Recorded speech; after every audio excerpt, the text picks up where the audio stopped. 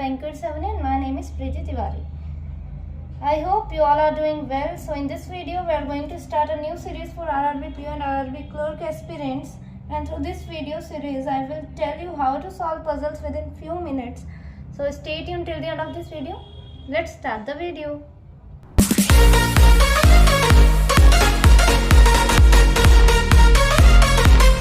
Start करते हैं ना। हिंदी मीडियम वालों के लिए क्वेश्चन मैंने स्क्रीन पर लगा दिया, आप वहां से रीड कर लीजिए।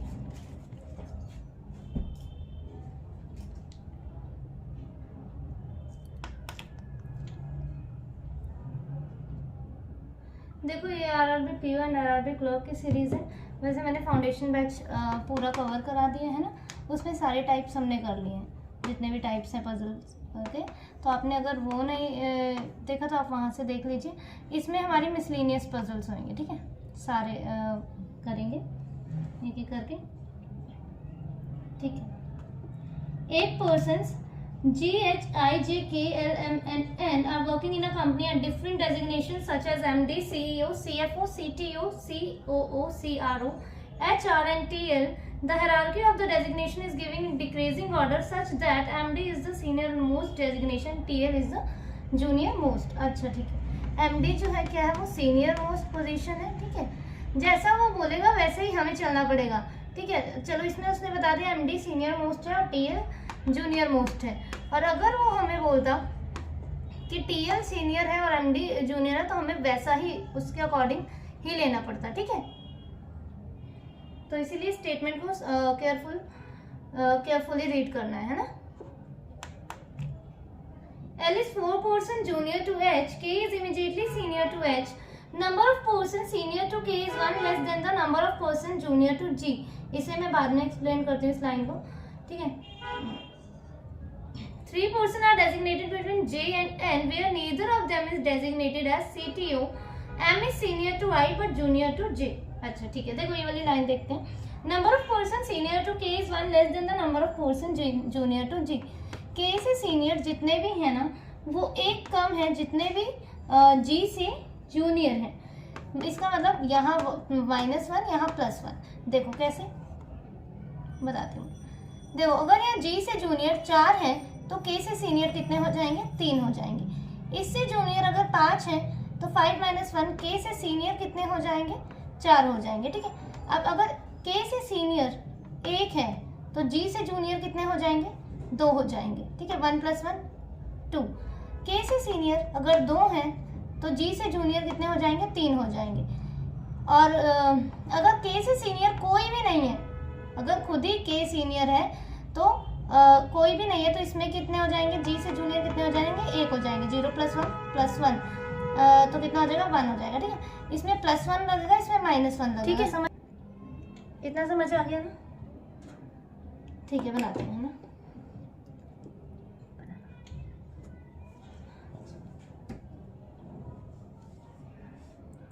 ठीक है। और देखो प्री लेवल पजल में तो हमें पॉसिबिलिटीज तो बना के चलनी है, ठीक है। अजम्पशंस करने बैठेंगे अगर तो नहीं हो पाएगा, है ना, क्योंकि हमें कम टाइम में ज़्यादा पजल सॉल्व करनी है, ठीक है। तो मिनिमम 2 पॉसिबिलिटीज तो हमेशा बना के चलनी ही है, मिनिमम 2, ठीक है। MD, CEO, CFO, CEO, CFO, CTO, COO, CRO, HR and TL, ठीक है।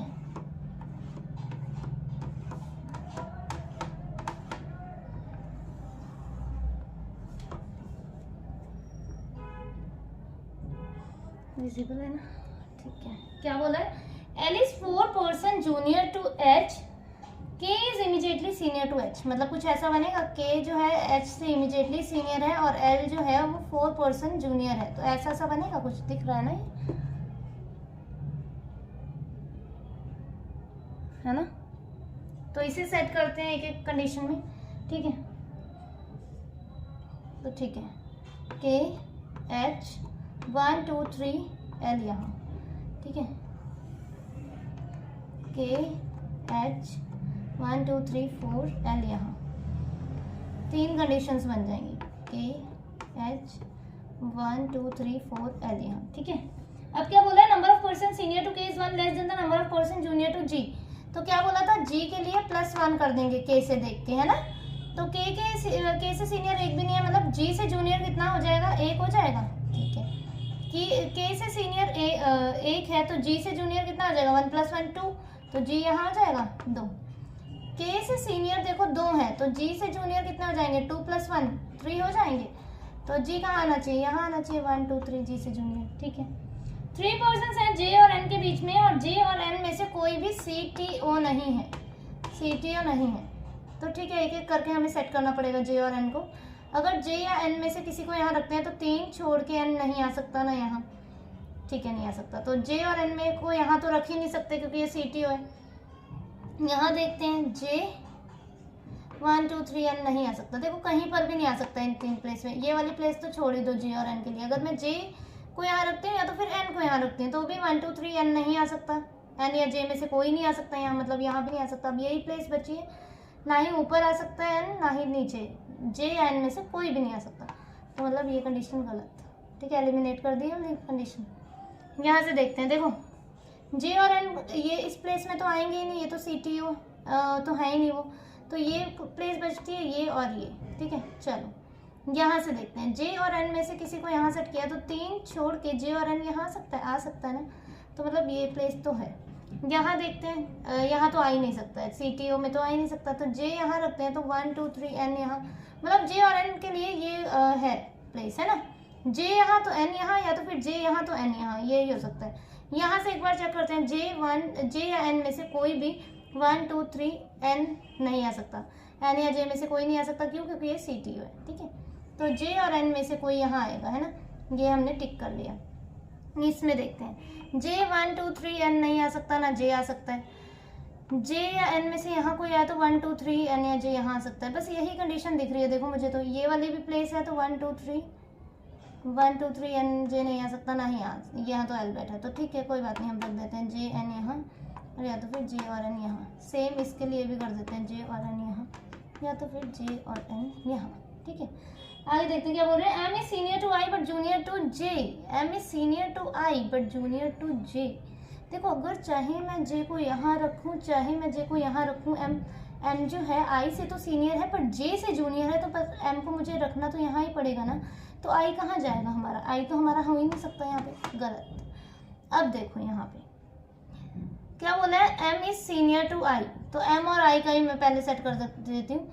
एम यहाँ आ गया और आई यहाँ आ गया। अब हमें जे को सेट करना है। M is senior to I but junior to J, J से जूनियर है एम, तो इसका मतलब जे को हमें यहाँ सेट करना पड़ेगा, तो मतलब एन यहाँ नहीं आ सकता। एन कहाँ आएगा, यहाँ। हमें इसकी भी पोजीशन डेफिनेट में पता चल गई है ना।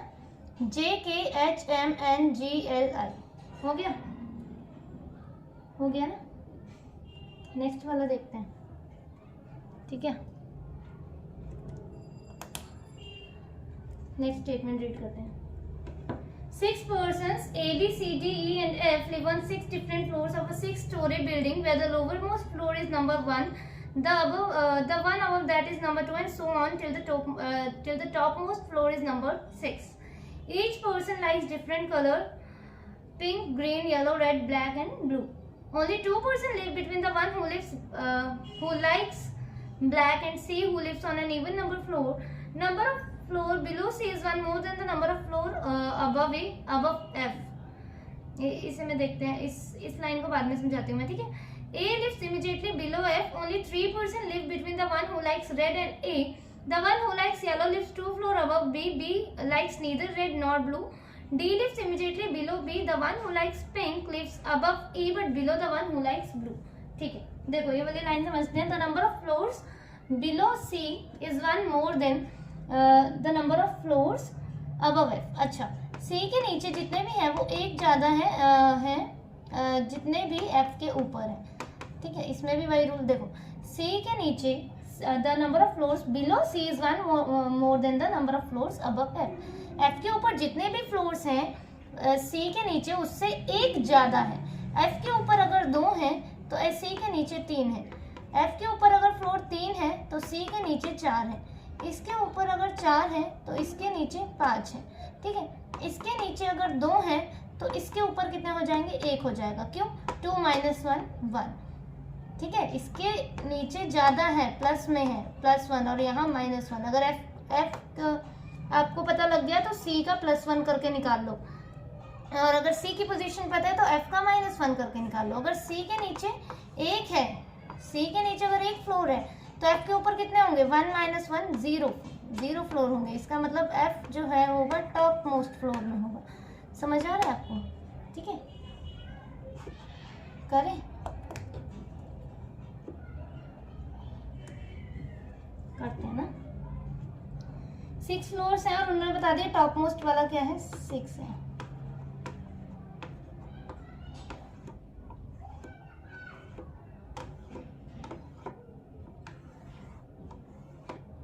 ठीक है, क्या लिखा है देखो, हमें क्या पता है कि C जो है ना इवन नंबर में है, तो C को हम बिठा देते हैं इवन नंबर वाले में, है ना।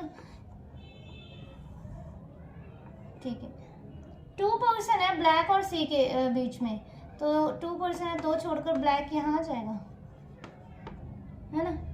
2 छोड़कर ब्लैक यहाँ ही ऊपर नहीं आ सकता, तो ब्लैक 2 छोड़कर ब्लैक जो है यहाँ पर आ गया, ठीक है। Number of floors above C is 1 more than the below C is 1 more than the number of floors above F। F का निकालना है तो -1 करना है, मैंने बोला अगर C का पता चल गया तो C के नीचे कितने हैं, 1 है, तो F के ऊपर कितने हो जाएंगे, 1 - 1 कुछ भी नहीं होगा, F टॉप में हो जाएगा। C के नीचे कितने हैं, 3 है, तो F के ऊपर कितने हो जाएंगे, 2 फ्लोर्स हो जाएंगे, तो F तो इस हिसाब से यहाँ आना चाहिए, गलत, ठीक है। F यहाँ आना चाहिए और C ऑलरेडी बैठा है यहाँ पे।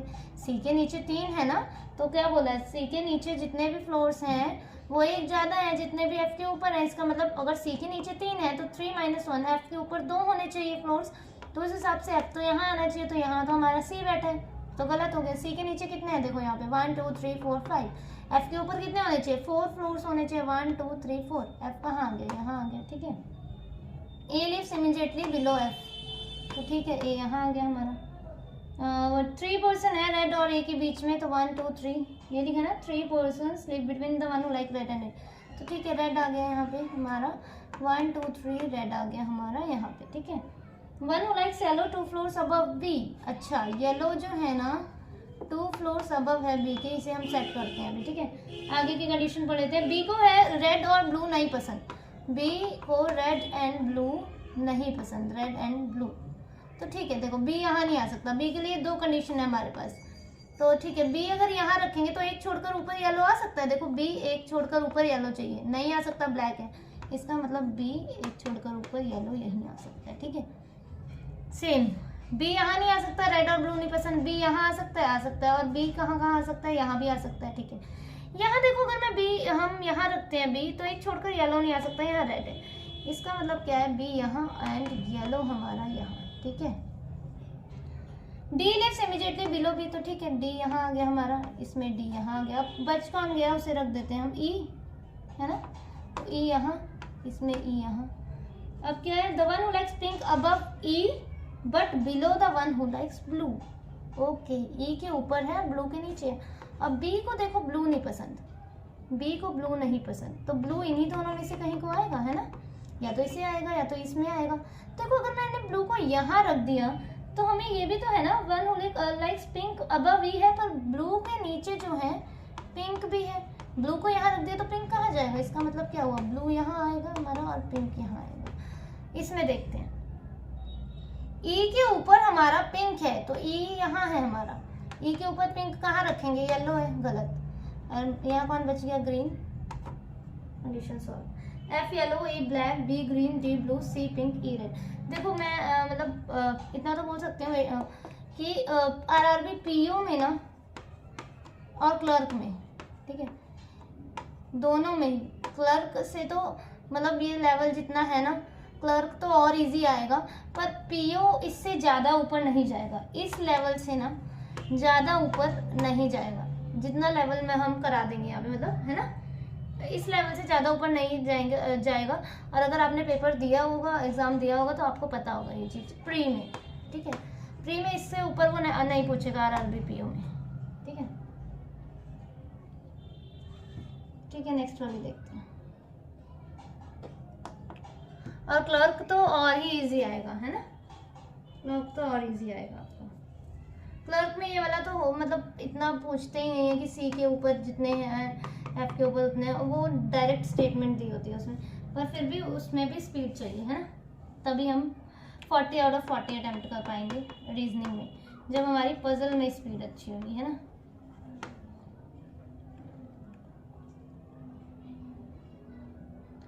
तब तो इसलिए पजल्स के लिए हमें स्पीड पे काम करना पड़ेगा। स्पीड कैसे इंक्रीज होएगी, क्विज़ेस वगैरह लगा के, है ना। जब भी पजल बनाओ तो टाइमर के साथ बनाया करो ना।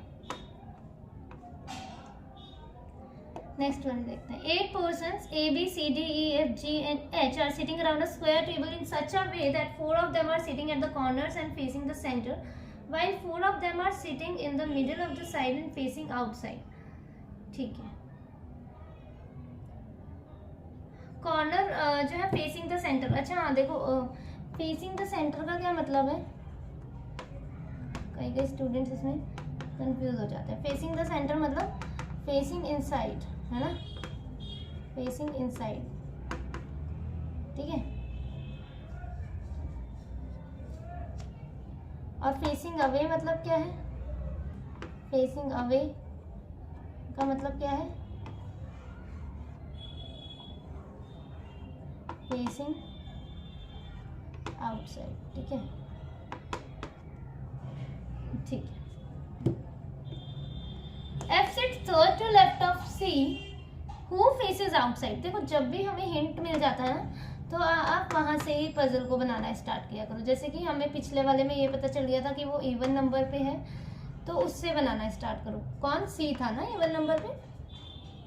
अब हमें यहाँ पता चल गया कौन है आउटसाइड, किसे कौन फेस कर रहा है, C, तो हम वहां से पजल स्टार्ट करेंगे ना। F sits third to left of C, who faces outside. Only one person sit between F and B, either from left or right। देखो F और B के बीच में ना एक पर्सन है लेफ्ट और राइट। इसका मतलब क्या हुआ, जैसे ये है, ठीक है, मैंने एक एग्जांपल के लिए ये बॉक्स बना दिया। तो अगर F यहाँ है ना, तो एक छोड़ के B यहाँ भी हो सकता है और एक छोड़ के B यहाँ भी हो सकता है, इधर लेफ्ट और राइट, ठीक है, इधर लेफ्ट और राइट कहीं पर भी हो सकता है B। उन्होंने ये डेफिनेट में नहीं बताया कि भाई कहाँ पर है, राइट साइड या लेफ्ट साइड में है। वो कभी कभी ये हिंट ब्रैकेट में जो लिखा है ना, इधर फ्रॉम लेफ्ट और राइट, तो कभी कभी ये नहीं लिखा होता है और सिर्फ ये बोला था 1 पर्सन है F और B के बीच में। तो वो हमें खुद से मतलब पता होना चाहिए कि वो लेफ्ट में भी हो सकता है B और राइट में भी हो सकता है, ठीक है। G is an immediate neighbor of B, sits third to right of G. Only 2 persons sit between A and D, either from left or right. E sits immediate left of D. H is not an immediate neighbor of E, ठीक है।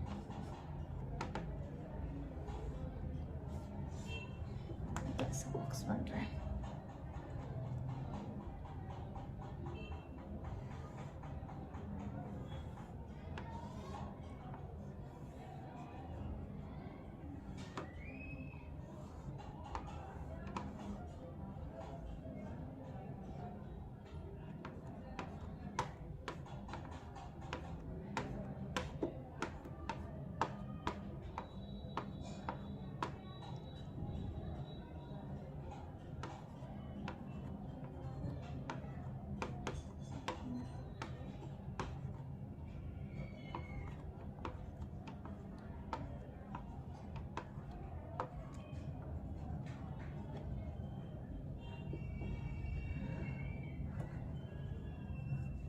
देखो क्या बोला, सी जो है outside face कर रहा है, तो आउटसाइड फेस वाले कौन से हैं हमारे, जो मिडिल में बैठे हैं वही आउटसाइड फेस कर रहे हैं। तो आप सी को कहीं पर भी बिठा सकते हो, ठीक है, कहीं पे भी, आउटसाइड मतलब जो भी आउटसाइड फेस है मिडिल में आप कहीं पे भी बिठा सकते हो। तो हमने सी को यहाँ पे ले लिया, ठीक है। एफ जो है सी के थर्ड लेफ्ट में है, तो एफ यहाँ ही आ जाएगा, है ना, थर्ड लेफ्ट में, third to left. 1 person F और बी के बीच में, तो एक छोड़ के बी यहाँ रख देते हैं और इसमें एक छोड़ के बी हम यहाँ रख देते हैं। जी जो है इमीडिएट नेबर है बी का, तो जी देखो इसमें यहाँ ही आएगा, पर जी इसमें यहाँ पे भी आ सकता है, यहाँ पे भी आ सकता है।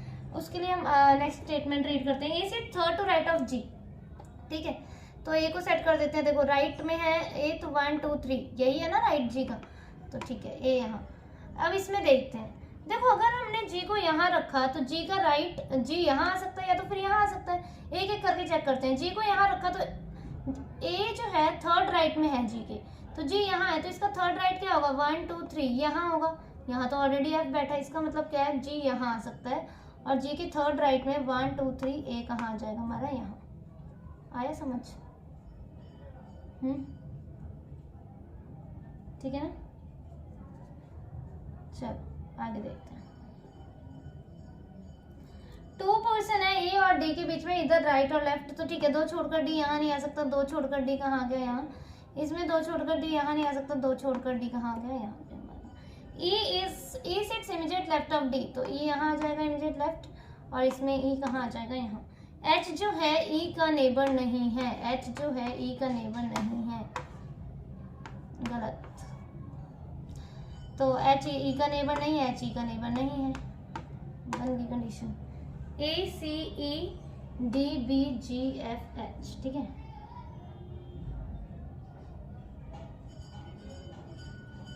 ठीक है, so this is all about today's video, and you can join my telegram channel for PDFs।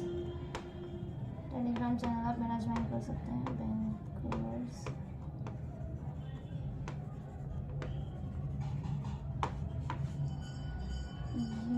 ठीक है। Okay, thank you for watching the video.